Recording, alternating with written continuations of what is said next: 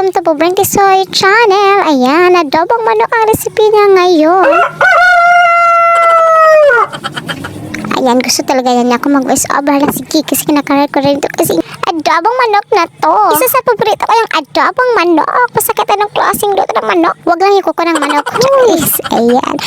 Parang whole chicken yan. Nasaan yung ulo niya? Naku. Puti pa yung manok. May abs. Ito kaya nagimas ng manok. Meron kaya. Oh. Joke lang. Ayan, buti pa yung manok kinihimas niya. Siya niya, oh. Parang may naiinggit. Huwag kang inggit dyan. Hinihimas ka rin ba? Joke lang. Oh no! At natagala yung mga kaunting balahibo ng manok. Yan, saan ka na yan nabibili yan siguro sa bakura lang yan yung kinuha na ko. Lakot kasi papa mo. Naman yung manok niya. Naku, ewan ko sa'yo. Baka naman binili lang ito sa palengke kasi nawala yung ulo. Naku naman. Ayan, hiniwa lang yung manok. Ayan, kaya pala siya maghiwa naman. Ako, dandahan lang. Masaktan yung manok. Naku, baka buhay pa yan. Ganun. Ayan, dandahan ka lang dyan kasi parang, naku, matulis yung kutsilyo. Ano kaya gagawin niya dyan? Naku, exciting. Manood na lang kayo kung paano niya ito pinoproseso. Naku, akalain mo na naman. Kanina buong buo pa yung manok. Ngayon, naghiwalay-walay na sila. Maganda talaga. Minsan naghiwalay. Someone.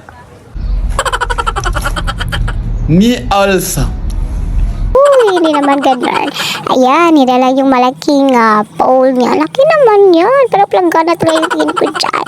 Ayan, hinihiwa na naman niya para naman marami ang magagawa niya at nilagay niya sa malaking panaksan. Yan, panaksan na lang ang ipapakala natin dyan kasi napakalaki talaga.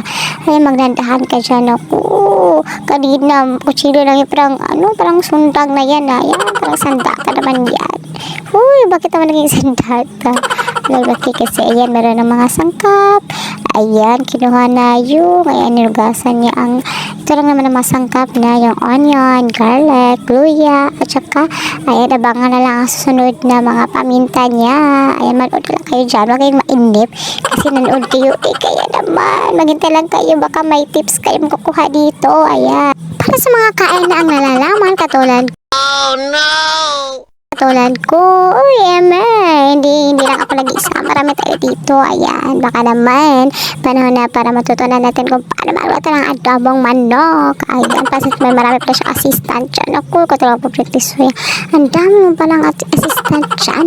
Ayan, sa wakas kinuha na yung kawali at nilagay na yung, syempre, na dyan yung mantika at nilagay na yung garlic at saka yung onion na kasunod. Ayan, hinalo-halo lang. At ano naman nakasunod niya, sangkap. Ay, syempre, ang luya o tinatawag nating ginger. Ayan, napakasarap naman yan. Kahit yan ang sangkap ay kakainin ko kasi masarap. Huwag lang yung luya kasi ayaw ko niyan. Ayan, sa wakas, nilagay na yung manok. Kasi kaya nalahalo lang niya. Ayan. Yan, magdandahan ka dyan. So, naku, baka buhay pa yan. Ako, baka naman, naku, tumakas niya. Naku, talaga. Baka tumalapon. Kumbaga, ayan, kasunod na yung black pepper. Ayan, hinalo niya dyan yung black pepper. At saka yung garlic powder. Ayan, napakatipid talaga nito ng mga sangkap po, diba? Mayroon pa talaga siyang black pepper at saka garlic powder. Huwag lang kayong maingay dyan. Shhh. Ganyan talaga. Pag-cook, sana all cook. Ayan, tinakpan lang. At pag lumambot na, ay, naku, yan. Halo-haluin ulit. At saka, ayan, palambutin lang siya, no? Palambutin lang siya bago lagyan ng patis. Importante yung patis kasi nabibigay din yan ng lasa.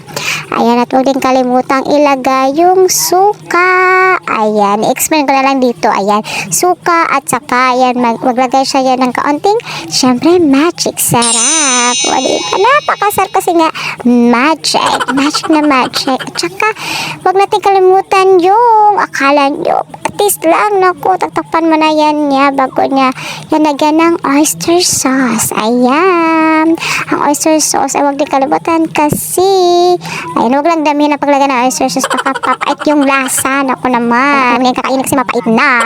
Yan, tulad niya ng pag-ibig, mapait. Kung minsan, ay, ba, joke lang. Ayan, at saka pagkatapos, hintayin, magtusiko yung saba sa manok bago ilagay ang purpose sa luya or luya para mawala yung langsa. Ayan, ito na, tapos na.